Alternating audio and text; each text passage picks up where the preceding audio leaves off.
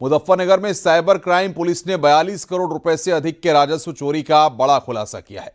ये धोखाधड़ी 34 वर्षीय जीएसटी कंपनियां बनाकर की जा रही थी। पुलिस ने इस मामले में 3 आरोपियों को गिरफ्तार किया है और उनके पास से बड़ी मात्रा में इलेक्ट्रॉनिक डिवाइस, दस्तावेज और एक लग्जरी कार बरामद की है।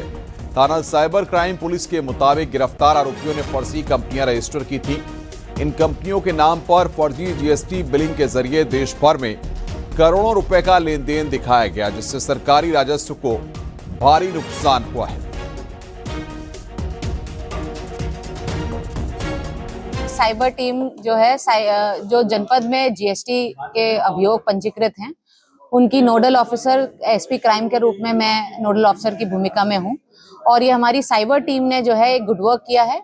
इसमें जो है जो मुकदमे पंजीकृत जीएसटी के प्रकरणों में सरकार को आर्थिक रूप से नुकसान पहुंचाना और रॉन्गली आईटी करने का मामला प्रकाश में आया था, जिसको हम लोगों ने टेक्निकली सबूतों को, साक्ष्यों का एकत्रीकरण किया और उसके बाद आज ये 3 अभियुक्त अफजल, मोनीस और हाफिज जो हैं वो गिरफ्तार किए गए हैं।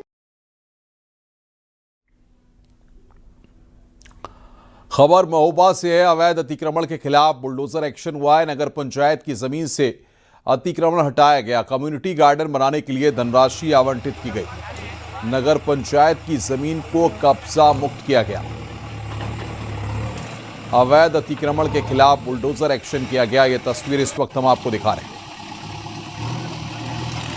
नगर पंचायत सोनसा बाजार को शासन द्वारा कम्युनिटी सेंटर बनाए जाने हेतु धनराशि आवंटित की गई है, जिसके संदर्भ में पिछले कुछ दिनों से वो कम्युनिटी सेंटर का निर्माण बाधित था, क्योंकि भूमि का विवाद था। कुछ लोगों द्वारा कब्जा किया गया था। आज उस कब्जे को हटा दिया गया है। शीघ्र ही उस पर जो है निर्माण का प्रारंभ कर दिया जाएगा। आगरा में अवैध अतिक्रमण पर बुलडोजर एक्शन हुआ है। 7000 वर्ग मीटर में बनी थी अवैध कॉलोनी। बिना नक्शा पास कराए अवैध कॉलोनी का निर्माण किया गया। बुलडोजर कार्रवाई से पहले भेजा था नोटिस। तो 7000 वर्ग मीटर में अवैध कॉलोनी बनी थी। बुलडोजर कार्रवाई से पहले नोटिस भेजा गया था।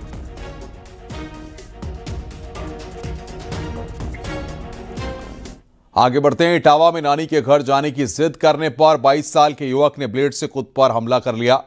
पिता ने नानी के घर जाने से मना कर दिया था, जिससे नाराज होकर छात्र ने ब्लेड से अपनी गर्दन और हाथ की नस काट ली। गंभीर हालत में छात्र को नजदीकी अस्पताल में भर्ती कराया गया, जहां पर उसका इलाज जारी है।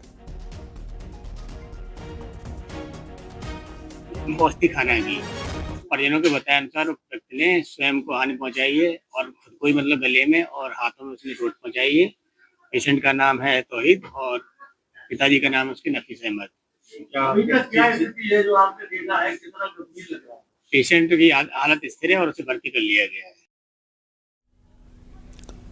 बदायूं में बर्तन व्यापारी की पत्नी की हत्या और लूटकांड मामले का पुलिस ने खुलासा कर दिया। पुलिस ने मृतका के 2 भतीजों शिवम और हिमांशु को गिरफ्तार किया है। आरोपियों की निशानदेही पर 1,10,000 रुपए नगद, 1 किलो चांदी और सोने के जेवर बरामद किए गए हैं। वारदात में 2 अन्य आरोपी भी शामिल हैं, जिनकी तलाश जारी है। फरार आरोपियों पर 25-25 हजार रुपए का इनाम घोषित किया गया है।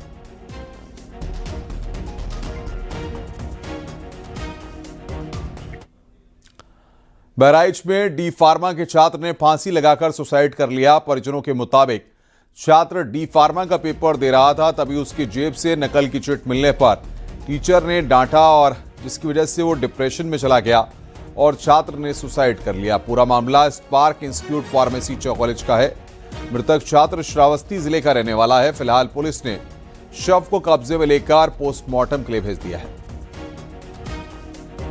कि मतलब इसने नकल करने के चक्कर में लाया होगा, जबकि वो जो उसके पास में चिट था उसमें से कुछ आया भी नहीं था। तो उसने बोला कि हम मतलब लाए हैं, गलती से चला आया है, हम लाए नहीं हैं। उसने बोला सब कुछ, लेकिन वो माने नहीं। फिर हो गया प्रिंसिपल के बाद, प्रिंसिपल के पास गया तो वहाँ बोला उससे कि ऐसा कर है। तो प्रिंसिपल वहाँ के जो राकेश भारती हैं, वो बोले कि जाके टीचर से बात करो, हम उसमें कोई मतलब अफेयर नहीं कर सकते हैं। तो फिर वो वहाँ से चला आया। अब वो उसके बाद में उसके मन में क्या आया, डिप्रेशन में आके रूम पर फांसी लगा दिया। खबर आगरा से है, जहां पर सराफा कारोबारी से बिक्री के लिए जेवर उधार लेकर 6.75 करोड़ रुपए की ठगी की गई। पैसे मांगने पर गाली गलौज के साथ धक्का मुक्की की गई, साथ ही जान से मारने की धमकी दी गई। कारोबारी और उनका परिवार डरा हुआ है। पीड़ित ने एक ही परिवार के 7 लोगों के खिलाफ मुकदमा दर्ज कराया है।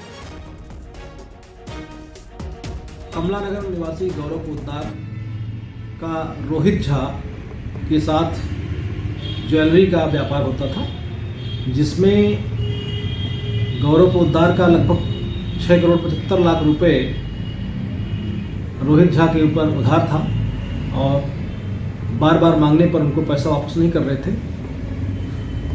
इसी दौरान मांगने के दौरान उनके साथ आपस में कहासुनी भी हुई थी। इसके संबंध में वादी की तहरीर पर थाना कमलानगर पर सुसंगत धाराओं में अभियोग पंजीकृत किया गया है। आपने कई बार सुना होगा कि पुलिस ने किसी बदमाश को जिला बदर कर दिया है, लेकिन आज हम आपको टीवी स्क्रीन पर दिखाएंगे कि कैसे यूपी पुलिस किसी बदमाश को जिला बदर करती है। बरेली पुलिस ने अपराधी वसीम उर्फ घंटा को 6 महीने के लिए जिला बदर किया है। इसके लिए पुलिस बकायदा पहले अपराधी को बरेली सीमा के पास लेकर गई, वहां पर लाउड स्पीकर से अनाउंसमेंट किया, फिर उसे जिले की सीमा से बाहर निकाला। जिलाधिकारी के आदेश पर इस अपराधी को जिला बदर किया गया। श्रीमान जिलाधिकारी बरेली महोदय के आदेश के क्रम में चोरी का सातिर अभियुक्त वसीम उर्फ गंठी पुत्र मोहम्मद नबी अहमद निवासी मोहल्ला ईट पजाया थाना बरादरी को 6 महीने के लिए जिला बदर किया गया है। उक्त जिला बदर आदेश के क्रम में अभियुक्त को बाकायदा पीलीभीत बरेली सीमा पर ले आकर 6 महीने के लिए जिला बदर किया जाता है। अगर उक्त अवधि के दौरान अभियुक्त बरेली की सीमा में प्रवेश करेगा तो इसके विरुद्ध नियमानुसार कार्रवाई की जाएगी। आगरा से खबर है, अशोक ऑटो सेल्स पर आईटी का छापा। रोमांस फैक्ट्री में आईटी की छापेमारी, दोनों कंपनियों पर टैक्स चोरी का आरोप लगाया। इलेक्ट्रॉनिक डिवाइस और पेपर कब्जे में लिए गए हैं। बड़ी खबर यहां पर हम आपको बता रहे हैं, दोनों कंपनियों पर टैक्स चोरी का आरोप लगा है।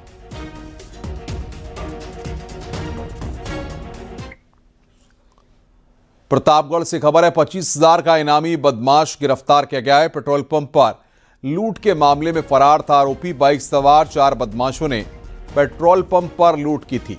कर्मचारी से मारपीट और 25,000 की लूट का आरोप है। फतेहपुर के अंतर्गत एक पेट्रोल पंप के ऊपर उसके कर्मियों के साथ मारपीट और लूट की घटना कारित की गई थी। इस संबंध में थाना फतेहपुर पर मुकदमा अपराध संख्या 192/25 समुचित धाराओं में पंजीकृत किया गया था। उक्त मुकदमे में एक अंतर जनपदीय आरोपी उदय यादव, जिसके ऊपर 25,000 रुपये का इनाम घोषित था, उसकी आज थाना फतेहपुर पुलिस के द्वारा गिरफ्तारी की गई और माननीय न्यायालय के समक्ष आज उसे प्रस्तुत किया जाएगा। गाजियाबाद के लोनी थाना क्षेत्र में 17 साल के नाबालिग लड़की की हत्या उसी के 2 दोस्तों ने मिलकर कर दी। नाबालिग लड़की का खेत में शव मिलने से हड़कंप मच गया। पुलिस जांच में खुलासा हुआ कि दोस्त बादल और चिंटू ने शराब पीते समय विवाद में आकाश की गला घोंटकर हत्या कर दी। आरोपियों ने शव की पहचान छुपाने के लिए चेहरे पर ईंट से वार कर शव खेत में छोड़ दिया था। फिलहाल पुलिस ने दोनों आरोपियों को गिरफ्तार कर लिया है। दिनांक 4/1/26 को थाना लोनी की चौकी चिरौरी क्षेत्र में सूचना से प्राप्त हुई थी कि एक पालक के खेत में एक अज्ञात शव पड़ा हुआ है। इस सूचना के आधार पर थाना लोनी पुलिस द्वारा पहुंचकर उसमें आवश्यक कार्रवाई की गई और शव की शिनाख्त हेतु प्रयास किए गए। तो बाद में जब शव की शिनाख्त हुई तो यह ज्ञात हुआ कि यह मृतक आकाश निवासी मेवला भट्टी चौकी चिरौरी क्षेत्र का है। उसके बाद इसमें उसके परिजनों से तहरीर लेकर थाना लोनी पर सुसंगत धाराओं में अभियोग पंजीकृत किया गया एवं इस घटना के सफल अनावरण हेतु टीमों का गठन किया गया। बुलंदशहर के अगोता ब्लॉक प्रमुख पति आदेश चौधरी के साथ दबंगों ने जमकर मारपीट की। ये पंचायत मतदाता सूची पर आपत्ति दर्ज कराने पहुंचे थे। इसी दौरान 2 पक्षों में विवाद हो गया। विवाद शांत कराने की कोशिश में आदेश चौधरी पर एक पक्ष के लोगों ने हमला कर दिया। तहसील परिसर में लात कूसे और पत्थरबाजी की घटना का वीडियो सोशल मीडिया पर वायरल हो रहा है। फिलहाल पीड़ित की तहरीर पर पुलिस जांच में जुटी है। एसपी सिटी ने दोषियों पर सख्त कार्रवाई का भरोसा दिया है। इस संबंध में एक वीडियो वायरल हुआ है जिसके संबंध में थाना प्रभारी को निर्देशित किया गया है कि इस प्रकरण की जांच कर तत्काल जो है सुसंगत धाराओं में मुकदमा पंजीकृत करें और आगे की विधिक कार्रवाई की जा रही है। ग्राम पंचायत की मतदाता सूची को लेकर के ये सर विवाद था, क्या जानकारी आपको इस बारे में? इस संबंध में भी प्रकरण की गहराई से छानबीन की जाएगी और जो तथ्य प्रकाश में आएंगे उसको जो है उस पर आगे की कार्रवाई की जाएगी। गाजियाबाद से खबर है, पिंकी चौधरी और बेटा हर्ष चौधरी गिरफ्तार किया गया है। शालीमार गार्डन पुलिस ने गिरफ्तारी की है। तलवार बांटने के मामले में केस हुआ था। पिंकी समेत कई लोगों पर मुकदमा हुआ था। बड़ी खबर इस वक्त हम आपको बता रहे हैं, शालीमार गार्डन पुलिस ने यहां पर यह गिरफ्तारी की है। बड़ी खबर इस वक्त हम आपको बता रहे हैं, पिंकी समेत कई लोगों पर मुकदमा हुआ था। गाजियाबाद से एक खबर, शालीमार गार्डन पुलिस ने यहां पर यह गिरफ्तार की है। तलवार बांटने के मामले में यह केस दर्ज हुआ था। पिंकी समेत कई लोगों पर यह मुकदमा दर्ज हुआ था।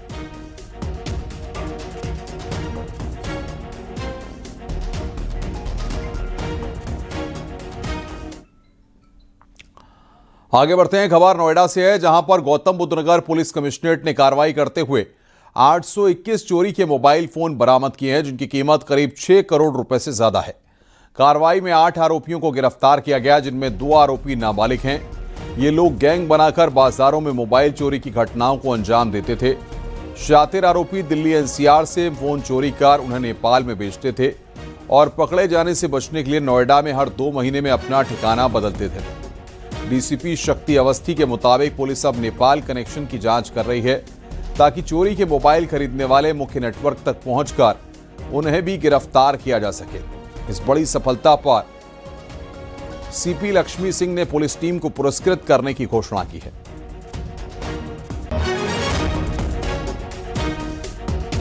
और उसके बाद जब फोन इकट्ठे हो जाते थे, अब जैसे फोन इकट्ठे इनके पास हो गए थे, उसके बाद ट्रेन से और बसों से ये लोग सामान को शिफ्ट करते थे झारखंड, और झारखंड में और बिहार में से नेपाल बॉर्डर बेच के ये लोग सामान नेपाल में मोबाइलों को वहाँ बेच देते थे। ये लगभग यहाँ पे 821 फ़ोन मिले हैं, जिनकी कीमत लगभग 6 से 8 करोड़ रुपए के बीच है। और इनमें से हम लोगों ने 2 लोगों को पहले भी जेल भेजा था। पिछले साल भी हम लोग के द्वारा इसमें 2 लोगों को जेल भेजा गया था, 2 बाला चालक को जेल भेजा गया था। वो फिर से पकड़े गए हैं, फिर से इनको जेल भेजा गया है। देश के पहले अर्बन ट्रांसपोर्ट रोपवे सेवा की शुरुआत वाराणसी में जल्द होने वाली है। फिलहाल इसके फाइनल टेस्टिंग से जुड़ा एक वीडियो सामने आया है। परियोजना के शुरू होने से पहले रोपवे का ट्रायल रन और तकनीकी टेस्टिंग तेजी से चल रही है। इस बीच सोशल मीडिया पर रोपवे से जुड़ा एक वीडियो तेजी से वायरल हो गया, जिसमें कैंट रेलवे स्टेशन के पास फ्लाईओवर के ऊपर केबल पर लटका एक गोंडोला हवा में झलता दिखाई दे रहा है। इस वीडियो के सामने आने के बाद लोगों के बीच सुरक्षा को लेकर सवाल उठने लगे हैं। न्यूज़ 18 से बातचीत में कमिश्नर एस रामलिंगम ने कहा है कि अचानक ब्रेक लगने पर गोंडोला की स्विंग और मूवमेंट की जांच की जाती है। इसी कारण कुछ वीडियो में केबिन झूलते हुए दिखाई दे रहे हैं। ऐसा हवा भी नहीं था कि ब्रेक अगर चलते चलते अचानक ब्रेक लगने पे वो स्विंग करता है, जो उसकी सेफ्टी को टेस्ट करने में यूज़ करते हैं। सो बहुत मिसलीडिंग ट्वीट जो कर दिया गया, उस तरह की कोई बात नहीं है। ये टेस्टिंग का एक प्रक्रिया का एक पार्ट है, उसी को कर रहे हैं, इस पे विश्वास ना करें। उत्तर प्रदेश में चुनाव आयोग ने एसआईआर प्रक्रिया के बाद ड्राफ्ट वोटर लिस्ट जारी कर दी है। इस ड्राफ्ट लिस्ट के मुताबिक राज्य में 2 करोड़ 89 लाख मतदाताओं के नाम वोटर लिस्ट से काटे गए हैं। वहीं एसआईआर के बाद अब उत्तर प्रदेश में कुल मतदाताओं की संख्या 12 करोड़ 55 लाख से ज्यादा हो गई है। चुनाव आयोग ने साफ किया है कि ड्राफ्ट वोटर लिस्ट पर लोगों को आपत्ति दर्ज कराने का पूरा मौका दिया जा रहा है। आयोग के अनुसार मतदाता 1 महीने के अंदर अपनी आपत्ति दर्ज करा सकते हैं और इसकी अंतिम तारीख 6 फरवरी तय की गई है। जारी आंकड़ों के मुताबिक 46.23 लाख मतदाताओं की मृत्यु हो चुकी है। इसके चलते उनके नाम सूची से हटाए गए हैं। इसके साथ ही राज्य में 15,000 से ज्यादा नए पोलिंग स्टेशन बनाए गए हैं। ड्राफ्ट लिस्ट में यह भी सामने आया कि 18.70% मतदाताओं के हस्ताक्षर सूची में दर्ज नहीं हो पाए हैं।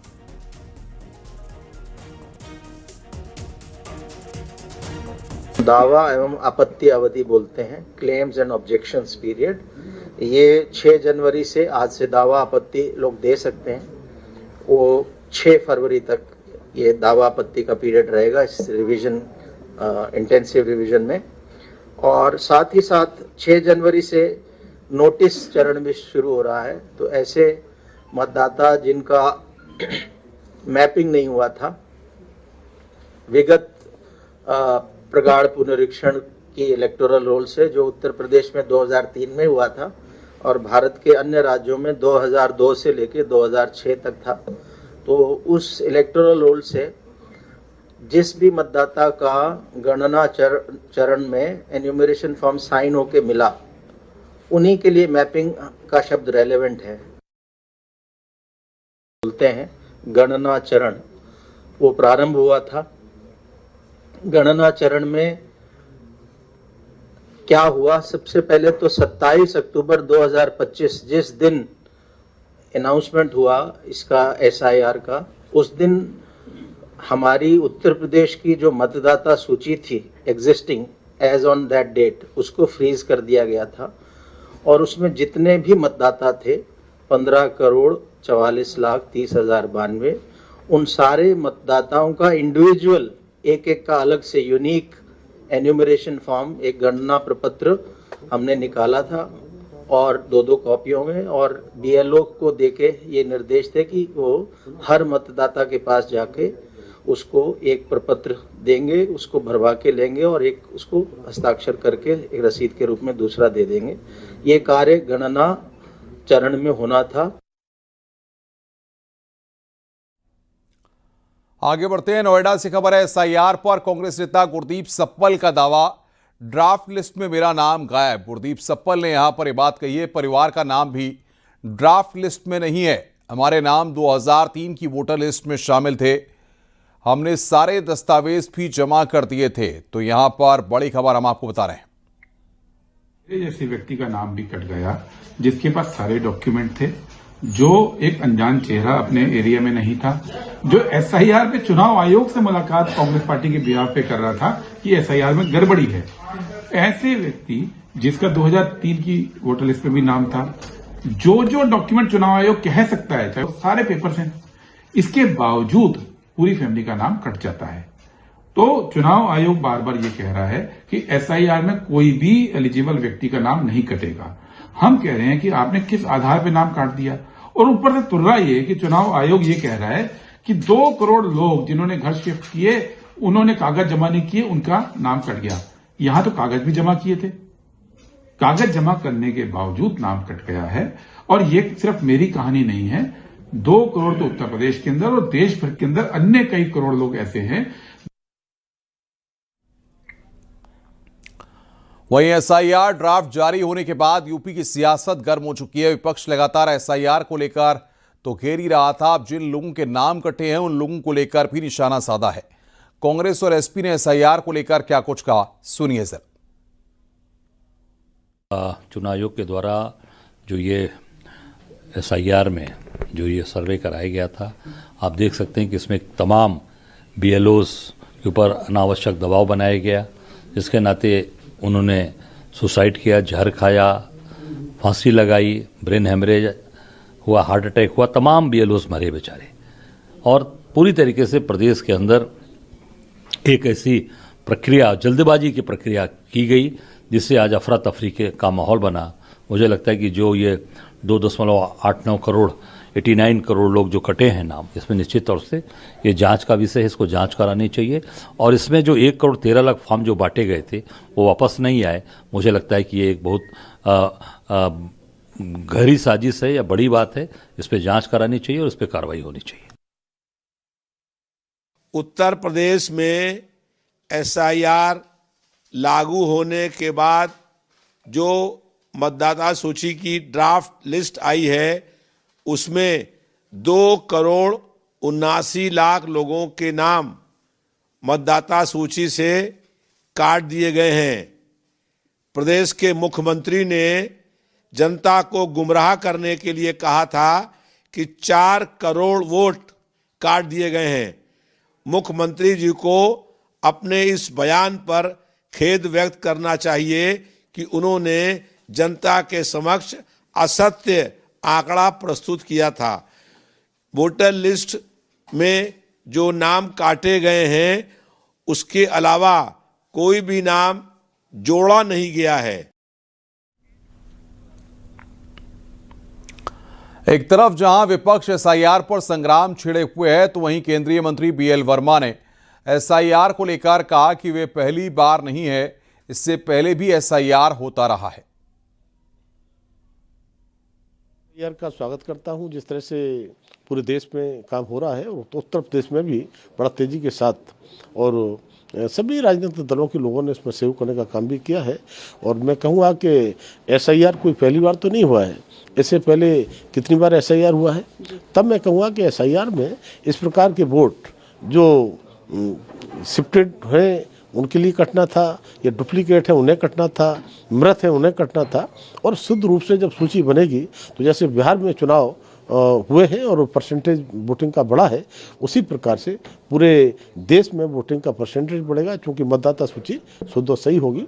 तो मैं निर्वाचन आयोग को मैं बधाई देना चाहता हूं कि वो काम बिल्कुल सही दिशा में और समय से करने का काम कर रहे हैं। लखनऊ में मुख्यमंत्री योगी आदित्यनाथ ने उत्तर प्रदेश में मिशन कर्मयोगी के तहत अब तक हुई प्रगति और आगे की कार्य योजना की उच्च स्तरीय समीक्षा की। इस दौरान कैपेसिटी बिल्डिंग कमीशन की चेयरपर्सन एस राधा चौहान अपनी टीम के साथ प्रदेश में चल रहे क्षमता निर्माण के प्रयासों का प्रेजेंटेशन रखा। इसमें विभिन्न विभागों और प्रशासनिक स्तरों पर कार्यरत लोक सेवकों की क्षमता वृद्धि से जुड़े कार्यक्रमों पर विस्तार से चर्चा हुई।